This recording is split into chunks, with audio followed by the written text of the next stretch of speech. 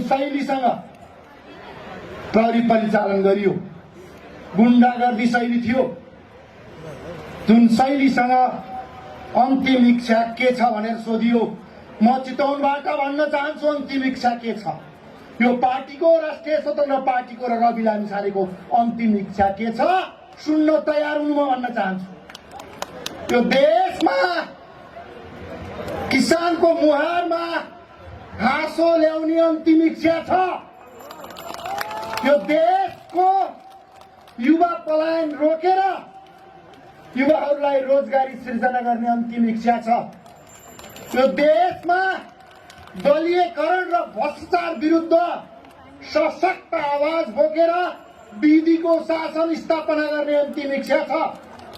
यो देश 35 वर्षसम्म लुटेकाहरूलाई, 35 वर्षसम्म लुटेका भ्रष्टहरूलाई, भ्रष्ट भनेपछि ठ्याक्कै बुझ्छन्, हामीलाई गाली गरे भन्छन् भ्रष्टहरू।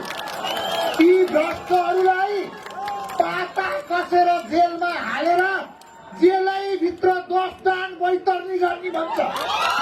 10 दान बैतरनी जेलभित्र गर्न भन्छ।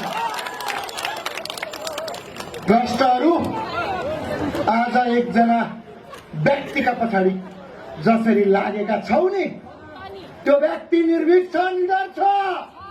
त्यो व्यक्तिको मुटुमा रगत होइन, तेजाब छ। त्यो तेजाबले तिमीलाई चलाउँछ, तिमीलाई चलाउँछ।